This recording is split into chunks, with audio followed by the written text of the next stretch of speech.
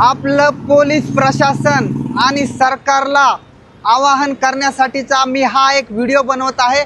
कारण 20 वर्षाच्या मेहनतीने एका मराठी व्यावसायिकाने उभ्या केलेल्या व्यवसायाच्या अस्तित्वाचा प्रश्न आहे आणि त्या व्यवसायावर अवलंबून असलेल्या 200 पेक्षा जास्त कामगारांच्या कुटुंबाच्या अस्तित्वाचा प्रश्न आहे।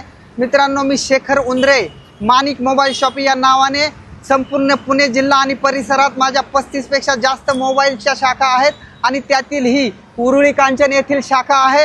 येथील शाखेमध्ये 19 जून 2025 रोजी रात्री दरोडेखोरांनी दरोडा टाकून शटर फोडून काच फोडून येथील 37 लाख रुपये किमतीचे मोबाईल चोरून नेलेले आहेत आणि त्याच रात्री त्या दरोडेखोरांनी आमचे सहकारी असलेल्या समोरच्या एका मोबाईलच्या दुकानामधून सुद्धा 35 लाखाचे नवीन मोबाईल चोरून नेलेले आहेत। आणि विशेष म्हणजे या दोन्ही दुकानांपासून येथील पोलीस चौकी फक्त 50 ते 80 मीटर अंतरावर आहे आणि आज 12 दिवस झालेले आहेत आणि पोलीस म्हणतात की आम्ही फक्त चोरांना पकडलेला आहे, परंतु चोरांकडून एकही मोबाईल अजून हस्तगत झालेला नाही।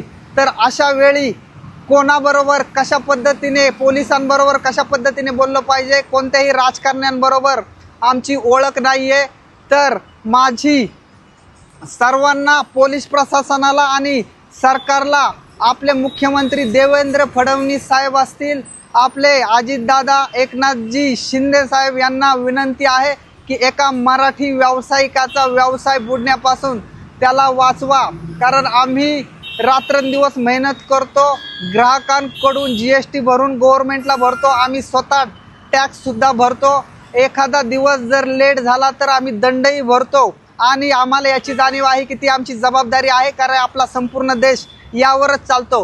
परंतु अशा अडचणीच्या वेळी जर पोलीस प्रशासनाची आणि सरकारची जर आम्हाला मदत झाली नाही तर हा व्यवसाय बंद केल्याशिवाय आमच्यावर पर्याय राहणार नाही। या व्यवसायावर अवलंबून असलेल्या 200 पेक्षा जास्त कामगारांवर सुद्धा उपासमारीची वेळ येईल। म्हणून या प्रकरणामध्ये सरकारने आणि पोलिसांनी विशेष लक्ष घाला आणि एका मराठी व्यावसायिकाला त्याचा व्यवसाय बुडवण्यापासून वाचवा, हीच माझी विनंती आहे।